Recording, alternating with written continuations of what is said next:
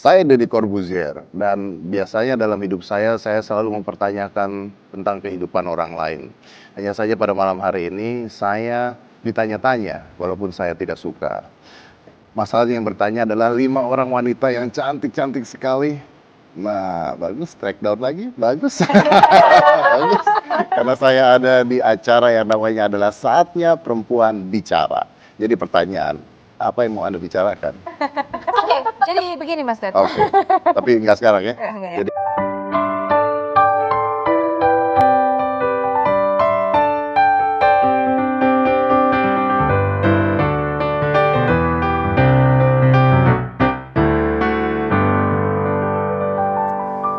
apa kabar semuanya? Nama acaranya adalah Saatnya Perempuan Bicara. Banyak sekali wanita-wanita yang sekarang berani bicara. Ya memang ada yang juga mematikan mic selain hanya bicara. Tapi kebanyakan wanita memang sekarang sudah berani mengungkapkan perasaannya. Biasanya dimulai dengan kata-kata, sebenarnya gue gak mau ngomongin ini sih. Habis itu tidak berhenti bicara. Tapi saya yakin bahwa hari ini mereka tidak akan bergosip ria. Tapi karena saya lagi ada gosip distancing sebenarnya. Karena belakangan banyak gosip yang tidak pengen saya dengerin. Tapi saya yakin mereka berlima adalah wanita-wanita yang berbeda. Jadi kita undang aja ini adalah langsung Nadia Mulya, Olga Lydia, Balkis Manisang, Lolita Agustin. Oke, 4 saja cukup. Terima kasih. Itu loh, Mas Dadi. Anda datang juga. Itu Dedek. Ada Sahila Hisham. Dibajak lo langsung nih. Ini pertama kalinya loh kita dipanggil dari situ. Kita panggil narasumber dari situ. Iya. Pertama Saya kali. juga pertama Now we kalinya know how it dikerubutin feels. sama 5 Wow. Tapi ini Mas Makasih ya. Dadi Jangan cuma opening doang dong. Gimana Kita sih, mau Mas ngobrol. Dadi? Jadi duduk nih. Iya. duduk. Mas Dadi ini apa maksudnya? Mas Dadi mau mengkudeta acara kita. Iya. Saya tidak pernah mengkudeta acara orang, biasanya acara saya dikudeta orang. Ya kan kita takut ya minggu depan tiba-tiba jadi saatnya Dedi bicara gitu kan. Udah banyak Oh, programnya. bagus sekali. Siapa tahu Anda kepikiran tentang membuat acara saatnya? Dedi bicara. Mumpung Pak Karni Ilyas memundurkan diri. Satu harus mengambil kesempatan. Aduh. So how are you? I'm good. Saya baik-baik aja. Di pandemi juga baik-baik aja. Tidak merasakan pandemi terlalu gimana gitu juga. Jadi I'm good. Social distancing pasti. Gossip distancing adalah istilah baru ini ya kayaknya ya. Bagus sih. Bagus kan? Bagus. Nggak, tapi kita kenalin lagi dong. Sebenarnya Mas Dedi itu nama lengkapnya siapa sih Mas Dedi? Iya. Nama lengkap saya? Yes. Nama lengkap saya dulu adalah Diodatus Andreas Dedi Cahyadi Sunjoyo. Hah, jauh Deodatus. banget. Ini artinya Saya juga bingung kenapa saya bisa hafal. artinya Gemah Ripah Lojinawi ya? Artinya apa Mas Dedi? Gak ada artinya itu nama. Kan saya mualaf. Iya. Jadi dulu tuh ada nama permandian. Diodatus itu Betul, nama permandian. Terus ada nama Andreas. penguatan. Oh, penguatan juga Betul, udah? ada Oh, nama oke. penguatan. Jadi nama lengkapnya dari dulu adalah itu. Oke, Corbuzier terinspirasi dari Corbuzier itu nama arsitek. Arsitek di Prancis yang bangun gereja Notre Dame. Gereja ini dibangun sama Le Corbusier. Jadi itu nama panggung gua. Pada saat itu semua magicians itu ketika mereka perform mereka pakai nama panggung. Ya. Oke. Kayak David Copperfield nama aslinya David Kotkin. Copperfield itu nama martir. Tapi kita bisa melihat ke belakang Yes. nih ya. Ini pasti maksudnya seberapa sering sih disuguhi foto-foto masa lalu gitu Aduh, dan banyak banget foto-foto kayak begini. karena dulu tuh memang ikonik banget loh kan pasti ketika memilih stage name kan ya itu memilih juga penampilannya seperti apa dan pasti waktu itu apa yang terlintas di benaknya Wah, untuk menggunakan maskara, eyeshadow ini. Saya bahkan nggak tahu itu namanya maskara eyeshadow dan sebagainya.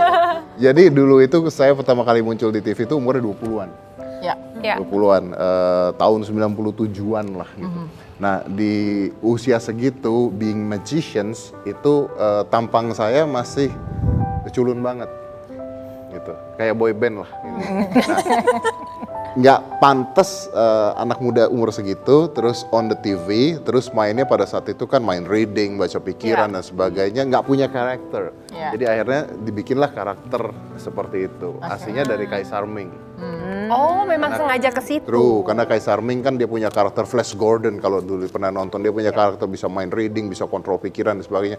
So I take that as my character di sulap pada saat itu. Terus as a mentalist. belajar make up dong. Yes, karena awalnya masuk TV terus saya pengen makeup seperti ini, dan ada makeup artisnya, Yeah. make upin, lama-lama kayaknya gampang gitu kan, lama-lama gue make up sendiri. Oh wow. Iya, saya bisa make upin orang. Mas Ded, aku Wow. Tapi jadinya kayak gitu semua. Menurut Mas Dedi, apa yang membuat Mas Dedi perjalanan karirnya begitu cepat? As simple as this, I do things that other people don't do. Jadi contohnya pada saat itu saya adalah tukang sulap, dah gitu aja lah ya, kata-kata kasarnya tukang sulap. Saat itu pesulap di Indonesia itu mainnya adalah yang kita sebut dengan classic magic. What is Yeah. classic magic? Classic magic is ngeluarin bunga, burung, Yeah. seperti itu. Yeah. Some of them ada yang main ilusi like Catwoman in Half, flying. Nah, ada satu aliran sulap yang tidak mungkin saya bisa mengatakan orang Indonesia tidak paham dan tidak ada yang mainkan. Yeah. Which is mentalism. Yeah. Nah, mentalism, kita sebutnya mentalist, is an art of magic who don't fool your eyes but fool your mind. Nah, saya karena pada saat itu saya nggak punya duit juga untuk beli alat-alat sulap, so I decide myself untuk lakuin yang belum dilakukan orang lain. Saya bisa bilang Anda pionir, tapi Anda lepaskan itu, you let go of that.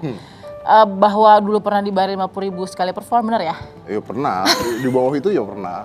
Saya bukan lahir dari keluarga yang kaya raya, saya lahir dari keluarga yang menengah hampir ke bawah gitu. Oke. Jadi ayah saya dulu ke Jakarta nyupir mikrolet, ibu saya tukang jahit, terus sampai ayah saya kerja di kantor, jadi we need to struggle ourselves untuk nyari uang gitu.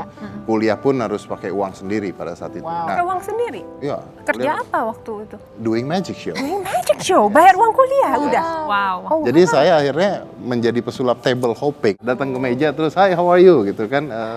Biasanya saya main dulu sedikit. Nanti kalau misalnya you want me to entertain, saya datang lagi ke meja gitu.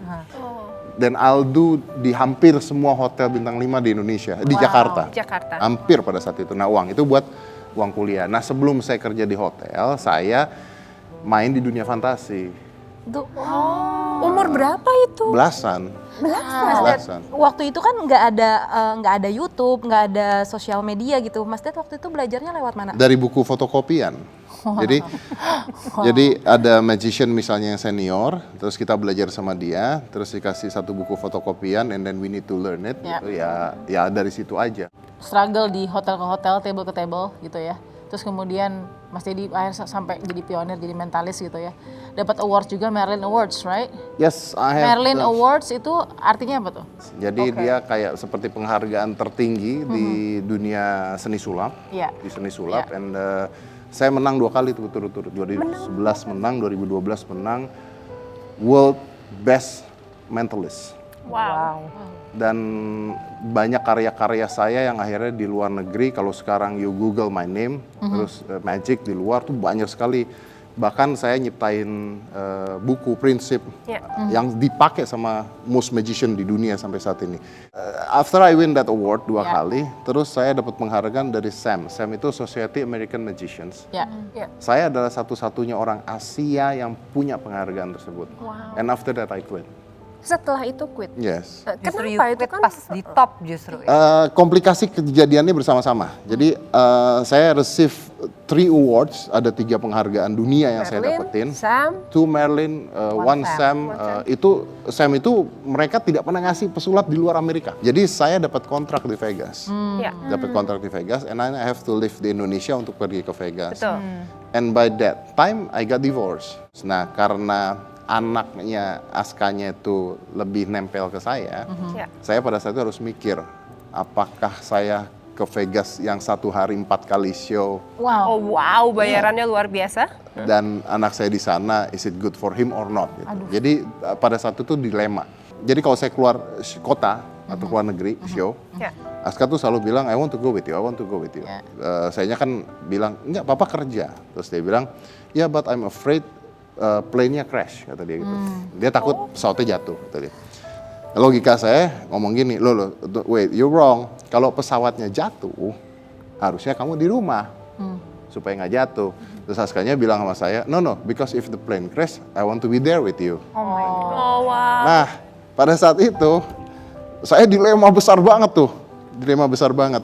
Either I continue the whole things, including go to Vegas, including achieving my dreams, atau helping these little kids to build his character lah. Karena pada saat itu gue memang yang nemenin dia pada saat itu. So Aska usia berapa waktu itu ya? Sampai punya pemikiran 7 years, 7 tahun. Yeah. Oke. this is 7 years ago. Ya. Terus pada saat itu akhirnya malam-malam Askanya udah tidur gitu. Itu Twitter sama Instagram udah ada kan kalau nggak salah waktu itu kan, udah ada.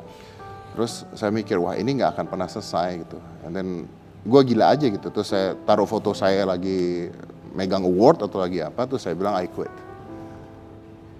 So that's the Just like reason I that. quit. Just like that. Just like that. Nah pada saat saya quit, banyak peralatan-peralatan saya, termasuk jas, termasuk apa yang buat show itu, saya hancur-hancurin. Oh wow. Saya hancur-hancurin. Jadi tim saya banyak yang nangis ketika itu saya hancur-hancurin. Kenapa? Karena kalau we don't destroy that, Akan go back lagi. yes, you ada urge untuk, So you burn the bridge. yes, so I burn the bridge. Tapi I don't regret it.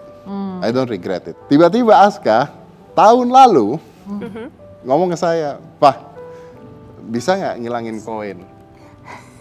Ngilangin koin. Saya bilang, ya of course I can. Can you show me? Saya hilangin. Oh you do that. Nah ini anak nggak mau belajar sulap gitu. Tiba-tiba ini anak teach me, belajarlah dia, belajar sama saya. Tiba-tiba suka sama sulap. Tiba-tiba suka. Nah itulah saatnya saya marah. Apa? Kamu dari dulu barang udah nggak ada semua. Saya bilang, anak mau belajar.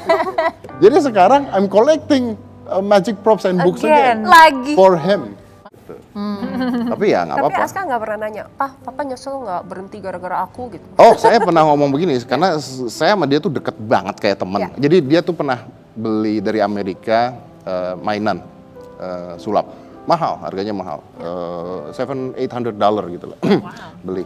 Terus saya bilang, ini mainan baru kan, keluarnya baru berapa bulan yang lalu. Ya. Coba baca instruksinya, coba bagian bawahnya baca.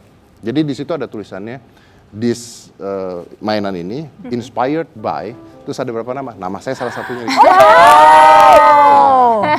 Terus dia, wow, gitu kan. Terus saya ngomong, oh baru tahu. Baru ngeh ya. Kalau Papa tuh sehebat itu di luar gitu kan. Aska tahu nggak, kalau nggak gara-gara kamu, Papa udah Vegas. Yes. Terus Askanya bilang, ya tapi kalau nggak gara-gara Aska, podcastnya nggak ada. Jadi ya udah lucu-lucuan aja. Itu Lucu-lucuan banget ya, akhirnya. cerita Mas Dedi semasa lagi menjadi magician. Nah, abis ini kita bakalan cerita gimana ceritanya Mas Dedi bisa jadi seorang presenter, YouTuber. Tetap di Saatnya Perempuan Bicara.